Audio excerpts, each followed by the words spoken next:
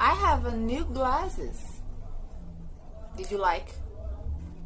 Unfortunately, I'm a little bit blind, so I need to use this. I don't want to use it, but it's necessary. So let's go for the thanks card.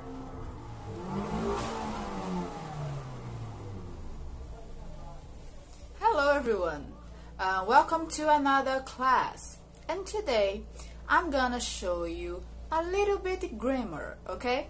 And today we're gonna study about past perfect, okay? Past perfect. Let's go. O past perfect, ele é basicamente, são expressões que são utilizadas para situar situações que aconteceram no passado antes de outras situações no passado. Eu sei, parece complexo. Vamos ver melhor isso aí. Uma coisa importante para saber sobre o past perfect é que é passado. Só que nessa situação em específico, nós vamos ter duas situações no passado. Só que uma das situações foi anterior à outra, mas as duas continuam sendo no passado. Deu para entender? Uma aconteceu um pouco antes que a outra, mas as duas permanecem no passado, ok? Nesse tempo verbal, é muito comum que as frases sejam formadas com alguns advérbios bem específicos, como por exemplo, already, que é o já, o before, que é o antes, o after, que é o depois, nunca, que é o never, just, que é o acabado de, entenderam? When, que é o quando, by the time. O by the time é como se fosse no momento, ok? Então, esses advérbios que eu citei para vocês são só alguns, tá? Mas é muito comum quando se tem o past perfect que esses advérbios estejam frequentes, presentes nessas frases. Professora, como é que eu identifico que eu estou tratando ali de uma frase que está no past perfect? Qual é a estrela? Porque você sabe que em inglês tem umas palavras que são chaves, né? Que você olhando para ela, você identifica o tempo. Nesse sentido, quando se trata de past perfect, a gente vai ter principalmente o had. Had.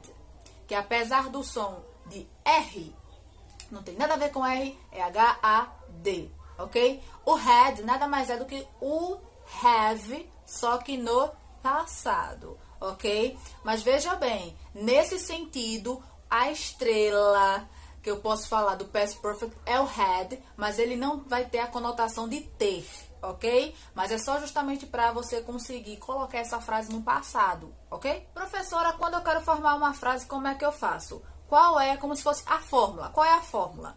É bem simples, tá? A fórmula geral é basicamente na frase, para estar no past perfect, você vai ter que ter o had, ok? E você também vai ter o verbo no passado do particípio. Aí você deve dizer, professor, o que danado é passado do particípio? Vou explicar. Professor, o que é particípio passado? Vou explicar agora, tá? O particípio passado vai ser basicamente uma flexão que vai acontecer no verbo. Todos os verbos vão passar por isso quando se trata de past perfect? Obviamente que não. Quando é que eu vou saber quando isso vai acontecer? Primeiro, você vai determinar isso de acordo com o tipo do verbo, se ele é regular ou irregular. Professora, eu vou ter que decorar tudo. Não, não tem como, tá? Pode ficar tranquilo, eu vou disponibilizar para você uma lista sobre verbos regulares e irregulares. Por quê? Quando se trata de verbo regular, o que é que vai acontecer com esse verbo? Você vai ter um acréscimo de algumas terminações, que podem ser de, pode ser o ed, ok? Então, ó, o ied. Quando isso acontece, é porque o verbo ele é regular. Mas quando o verbo não é regular, ele é irregular, o verbo não vai alterar em nada, ele vai continuar da mesma forma. Como é que eu vou saber o que é regular e irregular? Primeira coisa, eu vou disponibilizar para vocês uma lista, tá certo? Com os principais verbos regulares e irregulares para ajudar, tá certo? Vou citar para vocês agora 3 exemplos, tá? De cada caso. Todos esses verbos que eu vou citar são verbos regulares, ou seja, vai haver uma flexão, ok, nas terminações, que podem ser de, ed ou ied. Vou começar com dance. Dance é o verbo, ok, no presente. Como é que eu coloco ele no passado do particípio passado? O que, que vai acontecer? Ao invés de ser dance, vai ser danced. Nesse caso, eu só introduzi aí ó, a terminação o quê? De. O de entrou aí, ok? Então, isso já deu aqui a conotação de passado. Outro exemplo para vocês é play. Play.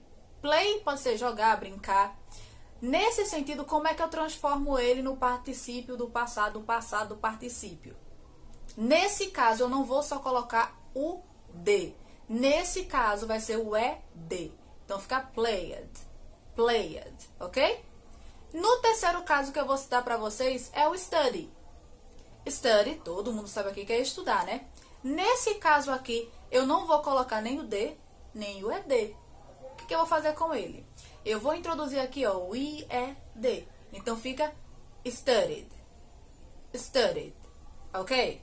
Eu quero ressaltar aqui para vocês que essa parte do passado do particípio, ela é um pouco mais chata realmente, no sentido de aprender, assim, porque você tem que ter um vocabulário bem amplo para conseguir saber os verbos que são regulares e irregulares e o que fazer com cada um, tá?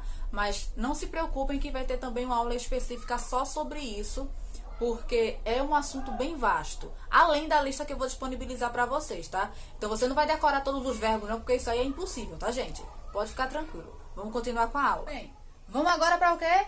A parte prática do negócio. Como é que eu formo frase? Afirmativa, negativa e interrogativa. Aquela parte que toda aula tem porque é o mais importante, né? Você saber usar em frases. Então, vamos lá. O conteúdo da aula de hoje é Past Perfect. Então, como é que eu utilizo, como é que eu coloco uma frase no Past Perfect? Vocês já sabem que é passado. Mas qual é a fórmula? Ela é bem simples. E se eu estou tratando de uma frase afirmativa, primeira coisa, você vai usar o quê? O subject pronoun. O subject pronoun, ele é muito conhecido como verbo to be. Ou você pode utilizar também o nome de pessoa, tá? Tanto faz aí a escolha do freguês. Obrigada, pãozeiro. Então, ó, agora voltando. Então, qual é a fórmula que eu utilizo quando eu estou tratando de uma frase afirmativa no past perfect? Primeira coisa, você vai usar o subject pronoun, que é o que? O sujeito da frase. Pode ser o verbo to be, I, you, he, she, vocês sabem disso. Ou pode ser nome de pessoas. Depois vem o quê? Vem o quê? O had, ok? Depois do had, o que é que vai vir? O verbo. O verbo normal, não. No passado, do particípio. Isso se for um verbo regular, né? Se for irregular, não vai ter muita diferença nele, não. Não vai mudar nada. Mas é basicamente essa a fórmula. E o final é o complemento.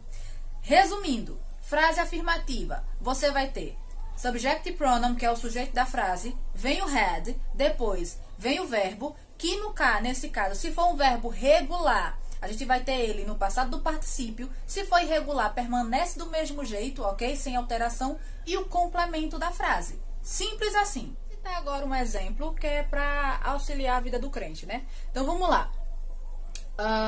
Deixa eu ver. She had left when I arrived. She had left when I arrived. She had left when I arrived. Qual é a tradução dessa frase? Calma. Primeiramente, vamos analisar essa frase. She had left when I arrived. She é o subject pronoun, ok? Depois do subject pronoun vem o quê? O had. Então tá aqui, ó. She had. Tá aqui, tranquilamente. She had left. Left é o verbo. Só que nesse caso ele não precisa, ele é um verbo irregular. Então não há complementação de nada, ele tá normal. Tá só left mesmo, tá tudo certo, nada errado, é só ele mesmo, tá?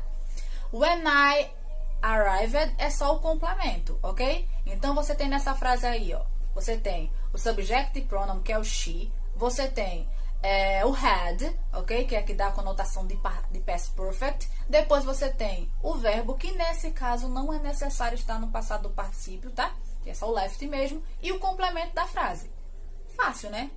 She had left when I arrived, ok? E pra quem aí tá se perguntando a tradução da frase ela tinha saído quando eu cheguei, ou quando cheguei, tanto faz, ok? Essa é a tradução. Bem, e na forma negativa? não vai mudar muita coisa não. Quem é que vai entrar aí para brilhar, né, e dar a conotação de negativo, de negação? O not. Onde é que ele entra, professora? Vou ensinar. Então vamos lá. Quando você quer uma frase negativa do past perfect, o que você faz? Vamos lá. A fórmula é bem simples e é semelhante à da afirmativa, tá? Então olha só. Primeiramente vem o quê? O subjective pronoun, que eu já expliquei pra vocês. Subjective pronoun, que pode ser o verbo to be ou pode ser o nome de pessoa. Depois, vem o quê? O verbo auxiliar, que nesse caso é o quê? O had, que eu já falei também, tá? O had vem agora. Depois disso, quem é que vem? O not. Então, ó, subjective pronoun, had, not. E depois vem o quê?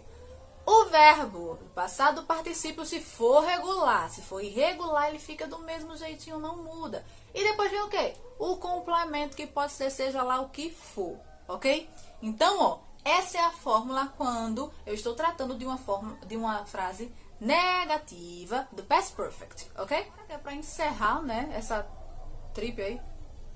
Você tem a forma negativa, interrogativa. Na forma interrogativa vai acontecer aquela troca que sempre acontece. Só que quem é que vai trocar de lugar aí? Então vamos lá.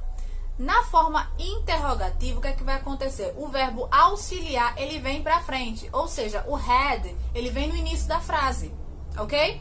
Então o had, ó, vem no início da frase. Depois vem o quê? O subjective pronoun, o sujeito da frase. Depois vai vir o quê? O verbo no particípio do passado. E depois o quê? O complemento. Ok? Então, ó, a fórmula, ela altera pouca coisa. É como eu sempre digo, se você aprende o verbo to be, usar o verbo to be, aquelas regrinhas da afirmativa, negativa e interrogativa, vai ser muito mais fácil de você aprender tudo. Por isso que o verbo to be é tão importante e eu falo sempre nele. E qualquer professor sempre vai falar sempre nele, minha gente. Porque ele auxilia demais. Outra coisa que vai ajudar muito, principalmente nesse assunto, é ampliar o vocabulário. Eu vou disponibilizar para vocês, como eu já falei, uma lista com os verbos regulares e irregulares, justamente para que vocês tenham essa noção do que é que vai, quando eu devo alterar o verbo, quando eu não devo alterar esse verbo, ok? É isso. Bem, eu espero que vocês tenham compreendido as informações que eu trouxe aqui nesse vídeo. Não é tudo, obviamente, mas é o mais importante, ok? Vamos ter um material complementar que eu vou disponibilizar para vocês e vamos ter também um questionário que vai auxiliar aí nesse processo de aprendizagem. Além disso, eu estou aberta, não é isso? Para receber todas as dúvidas possíveis que possam acontecer, tá certo? A gente vai começar estudando esse conteúdo nessa aula e muito provavelmente a outra vai ser uma complementação. A gente vai complementar esse assunto porque exige um cuidado maior, ok? Foi um prazer. Até a próxima aula. See you the next week. Bye!